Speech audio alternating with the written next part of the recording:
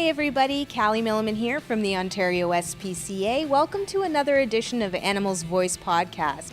Today we are on site at the Renoir Retirement Residence here in Newmarket, and I am joined by Heather, who is a lovely resident here, and you can see that we've got Rosie joining us too. We're not sure if Rosie wants to hang out for the whole episode today, but it's a wonderful story that we have here with Heather. Thank you so much for joining us today. Thank you for having me. So we want to learn a little bit about you two and a little bit about, how you got connected to Rosie.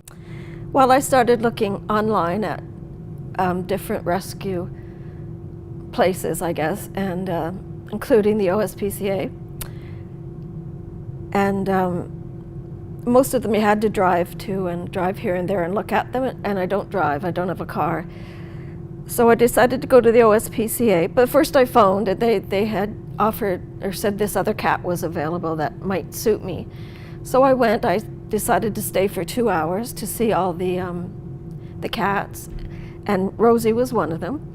And I looked at all the cats and went back and looked again, and she was the one that I was drawn to, and she was very friendly with me, and she jumped up on my knee, which is very sign. Friendly, yeah, good sign. Usually they hide, kind of. And then I just said, okay, I'll take her. And I didn't adopt her right away. She was a rescue, I guess, to adopt. And they took her back about a month later and did her teeth. Oh yes, so you Yes. fostered her in the beginning. Fostered to adopt, Yes. that's it. And they did her teeth, and then she was ready, and I adopted her for real then, and she's been a wonderful cat. She does nothing wrong. She's very, very sweet. Perfect companion, Yes, you might she is, say. yeah. I like that you said that you spent a couple of hours there, because we always recommend, if you're interested in adopting, spend time at the adoption center or the rescue that you're planning on adopting from, because sometimes it takes time to find that right cat in this instance and really make that connection. So that's great to hear you say that. So Heather, how old is Rosie?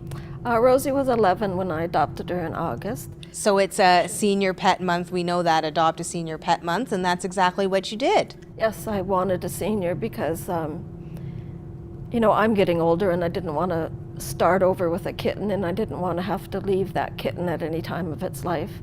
I want to spend my rest of my life with Rosie, so Yeah. hopefully she'll live that long. And you know what, I always say there's benefits to having an older cat too, of course. As you mentioned, with a kitten, they do have quite a lot of energy, sometimes a little too much energy. So, Rosie has a calmer demeanor and... Yep, she's calm, and she was litter trained right away. She knew where the litter was. There's never been a problem with her at all. She's obviously been kept not too badly before I got her, somebody looked after her. So. Yeah, so you're an advocate for senior pets then, Yes, for sure. senior pets for seniors in a senior's residence, Yeah. It's good, I think. But kitten would be too much for me, I know. Yeah. So, Heather, when did you come into the residence here? April of this year. So when did you sort of decide, I think I want a little cat, a little companion? It was about August, I think. August I started looking, and I looked for a long time online, and it was scary to get an animal for a small apartment, but finally I made the decision and I adopted an older cat. You know what? I think taking that step was obviously a good one for you, and it sounds like a lot of people here at the residence really like Rosie. So you made a good decision for you and everyone. We've become celebrities, I think. Yeah, everybody loves Rosie. All the residents, all the staff loves her.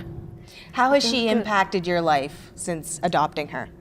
She's made me happier. It's somebody to come home to, somebody to sleep with. She sleeps with me, and just to look after, having to care for another animal keeps you busy, and you can buy them things, toys. That's the fun part, isn't it? Yes. Yeah, especially as we get nearer to the holidays. How wonderful of you to have Rosie come into your life, and you've given her a loving home, and now you get to buy her all the fun things. Yeah. So what does a typical day for you and Rosie look like? Well, I'll start at night. We usually go to bed around 10, and she goes to bed before me in my bed, and she doesn't bother me all night. I can hear her up sometimes, but she doesn't wake me up. So in the morning, when it's time to get up, I go for breakfast, and she knows that, so she doesn't want out then. Then when I come back, sometimes she'll want to go for a walk. She'll jump in her stroller, and want to go for a walk. That's And so wonderful. we usually do that 2 or 3 times a day, or else walk in the halls. Yeah. You know, it's funny, animals are so good with routine. As you mentioned, you know, she knows when it's breakfast time, and so she's getting that routine down, which is great. So when you take her out and about and take her on the walks, I see she's got a little stroller, which is so cute. You know, how do the other residents feel about Rosie? The other residents just love her. I always have to stop, and everybody pets her, and it's something for them to acknowledge too and pet and stuff, so they like it a lot. We always talk about animal enrichment at the OSPCA and making sure that we spend time with the animals so that they feel good, but obviously Rosie's doing a bit of both. She's helping the residents here feel good, and then in turn she gets lots of pets and cuddles.